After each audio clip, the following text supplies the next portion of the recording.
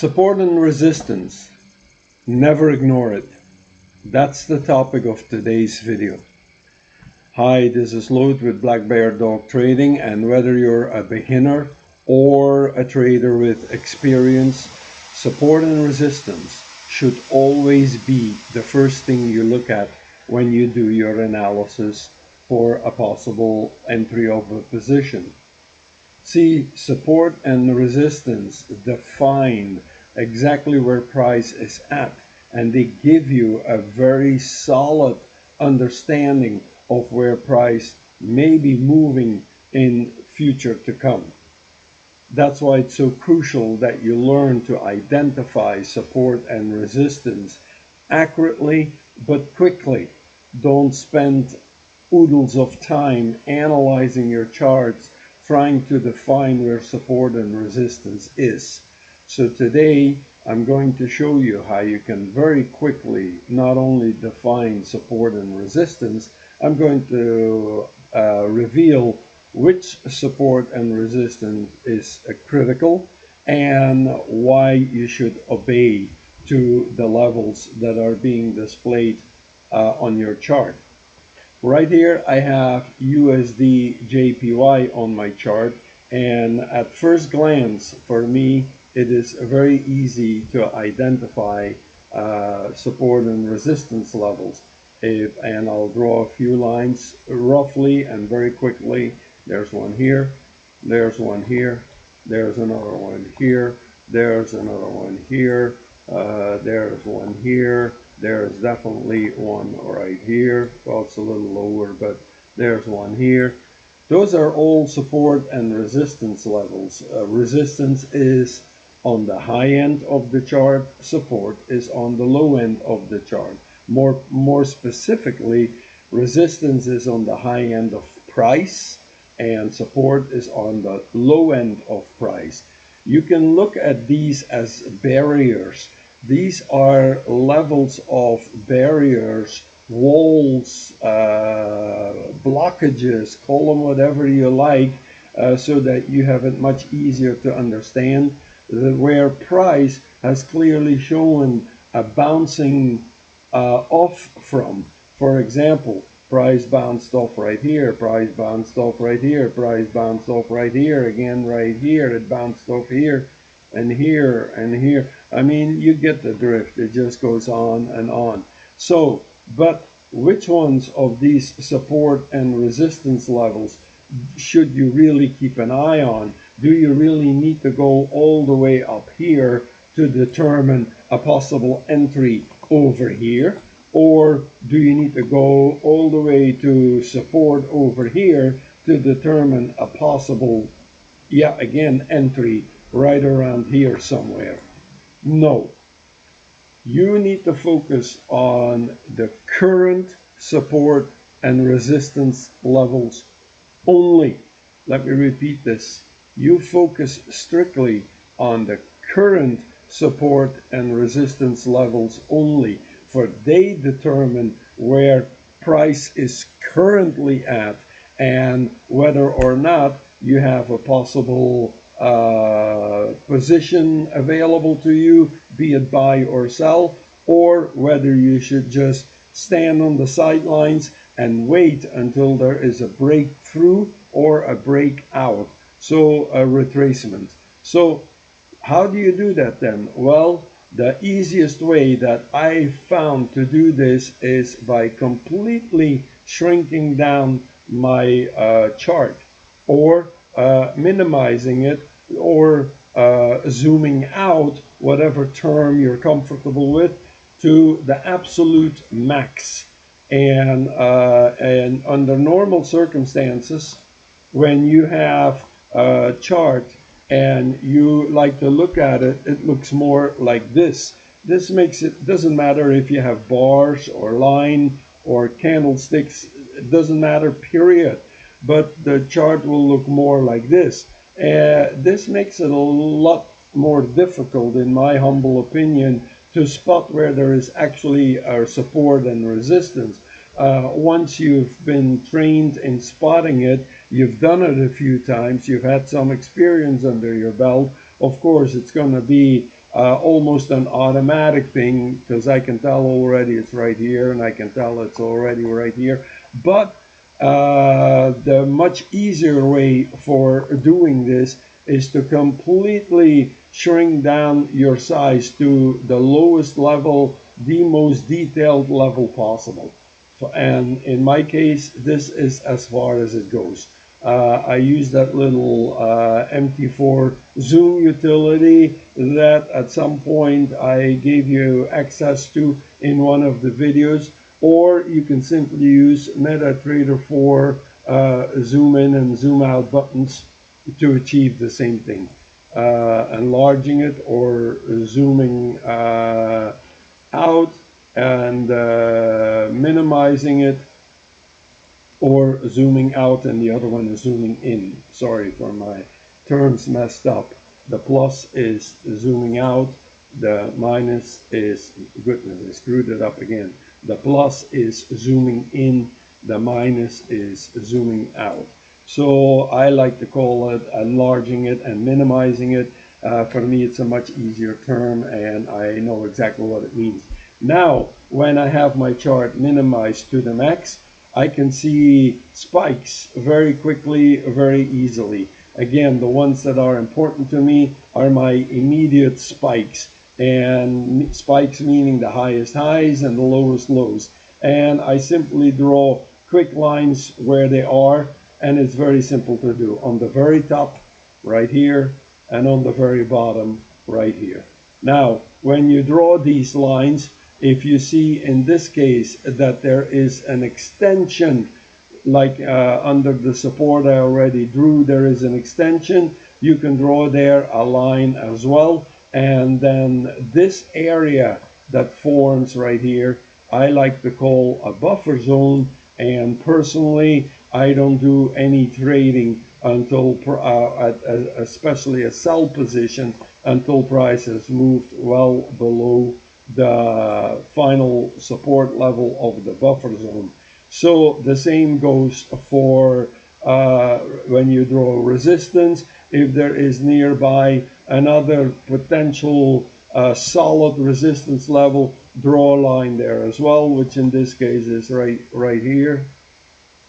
And again, this would be the buffer zone right here. This area right here is the buffer zone. And again, I personally don't ever take a trade until price, or a buy position, until price has moved well above. Now, when you look at this, you get to immediately spot yet another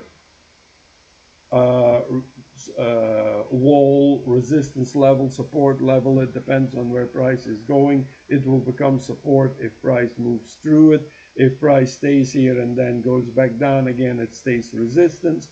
All these terms, don't pay too much attention to them. Just call them, I call them, walls, I call them ceilings, I call them floors, I call them resistance altogether, period. And keep it as simple as you can. So in this point, I look for, this is how I define support and resistance level.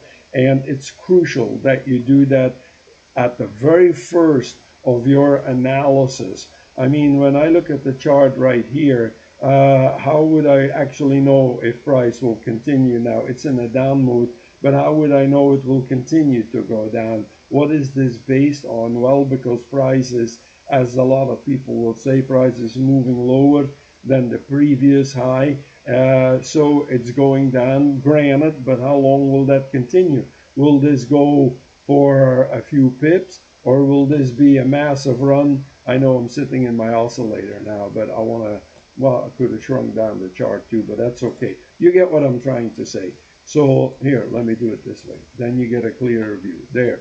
Will this continue to go down? And if so, for how much? Will it be a short-lived run, or will it be a long run? You don't know. You can't tell by looking at this. And you certainly can't tell if that is your only basis for determining whether or not you should enter a position, be it buy or sell. And that's where resistance levels come in. That's where walls come in and are important. And even more crucial is that you stick to the most recent ceilings and the most recent floors. There is no need to track back all the way up to here or even here. Just stick with the most recent ones. Now, there is a catch that you should apply as well, and that is to determine how strong the resistance or the support is. And that is usually done by how many hits are going up to the support and retrace one way or another. And the fewer hits you have, the softer the support, and the more likely price will break through when that support gets hit.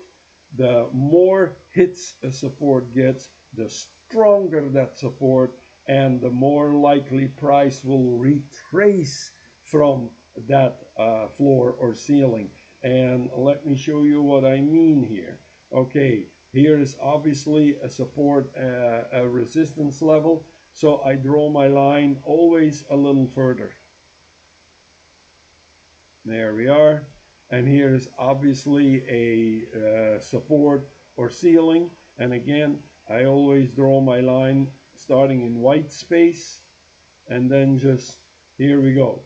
Now, if I look at this and I start counting how many hits were gone against the ceiling or the top, then I know exactly how strong this support is, this ceiling is. In this case, there was definitely a hit here. There was a hit here. There was a small hit here that went through but then retraced. This is somewhat, I would call that above weak. So it's not totally weak. It's also not totally soft. It's above weak. And the same for the bottom. We got a hit here. We got several hits here. We got a few more hits and a few more hits and a few more hits and a few more hits. I would most certainly call this a strong support. So what does this tell me? Well, right off the bat, this tells me that should price retrace, the likelihood that it will break through here is very unlikely, because there are so many hits touching this support. And even the few hits that went through right here, they all retrace back up. So it is very unlikely that price will break through that support and continue downward. That tells me that I either can take advantage of the retracement within this little space right here, the space between support and resistance, or I can wait until price actually reverts back and now goes through the somewhat weak ceiling or resistance level, and then I would enter a buy signal. And just, of course, then as I explained earlier, you have to consider the next support and resistance levels again, because now this one here will become support and the next upper level will become resistance. And in this case, prior to this one right here, there is actually one that is still substantially strong, and that is right here. So this would be a buffer zone, and again, this would be equally a buffer zone. So they're close together, and I personally would literally wait until price has moved above here, and then I probably enter and have a go with it. So to reiterate the importance of this, let me show you what I did yesterday with the final result video when I traded the Euro USD. I had a signal that told me that I had a potential sell opportunity right here.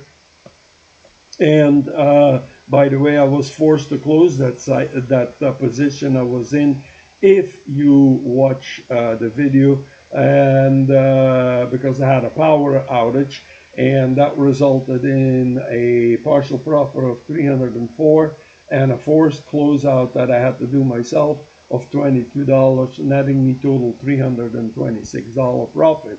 But the bot told me when power came back on that I had a possible sell position right here. I decided against taking that position for the fact that I just explained. I'm sitting on a support level right here. And sure enough, I'm glad I didn't take this position. I would have had a losing trade because price retraced and is now heading up to the ceiling right here. So at this point in time, especially considering it's Friday on top of it, and where I am located, that means I only have half a trading day. This is not worth for me to even look further and consider a possible position. I wait and let it go till Monday and see what happens. And this same logic applies to all the currency pairs I trade. If I now go back to USD JPY, I'm sitting in the exact same situation. I am here at a support and at a ceiling level. I am here at a support level. The support level is quite strong, as you see right here. The resistance level is, if I draw the line absolutely further, is also not as strong as the support, but it's definitely there. So nothing to do right here. It's Friday again. I am not going to risk it. Price already is moving very slow. Volatility is low. So no need to look further. This is it. End my analysis. Let's move on and look again, give another example with the USD CAD, and we're in the exact same boat. Again, look at it very quickly. Take the most recent highs and lows, and that's where you draw your lines and you're set. So again, right here, and this is clearly a very strong support. I mean, we got nothing but touches right here, and then right here, nothing but touches. And the ones that did manage to make the through all retraced right back, and the same right here. So this is a very, very strong ceiling, and the likelihood that this price will reverse and break through and follow this all the way up is probably not going to happen. Chances are very good it won't happen. So then focus on a possible sell opportunity. Price right now, as we can tell, we have a support level right here, and again with a buffer right here. But the support, although not as strong as the resistance, is still quite serious because there are several hits, as you can tell right here, and price is almost at that level again. So this is literally wait and see. Will price retrace? Perhaps I'll take advantage of that, or will it just for a little while kind of do this until something happens to either shoot it that way, or there is some kind of upheaval again that will make it shoot that way. It's literally a wait and see. Final example we're going to do is the Aussie USD, and with that you got all the pairs I usually consider trading. And again, we got the exact same concept here. We're clearly at, I always start in blank space and I draw the line straight through. We're clearly sitting at ceiling here, and we're clearly sitting at support here. So again, price is going to be going back and forth here, and the only option I have for trading is retracement, either retracement down or retracement up. This is a pretty strong ceiling level because I have numerous hits. If I draw this back again, exactly where price is. In fact, I can go all the way right up to where price is at right now. I have a hit here, I have a hit here, I have a hit here. This hit retraced back down, didn't go very far. This hit went through and it went up for a bit, but right again, right back down. I have a hit here that passed, and like I said, but it came back down. I have a hit here that went nowhere. This is quite a substantial resistance, and price will probably not go through, or if it does, it'll be for just about this amount of run, because here is our next level. On the support level, if I draw from blank space all the way to where I'm at, I can see right here I have some very good hits as well. I'm here and here and here and here. I have some here, here, here, here. I mean, there are quite a few of them. Look at that. This is again very strong support.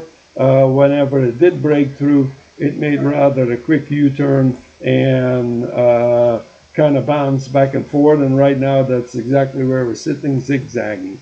So as with all the other currency pairs I just analyzed, I have the opportunity to possibly trade retracement between support and resistance. But again, it's Friday. I'm not going to be bothered with that. And I'm certainly not a scalper, so I am most definitely pushing that to the side. So this is why support and resistance is so important.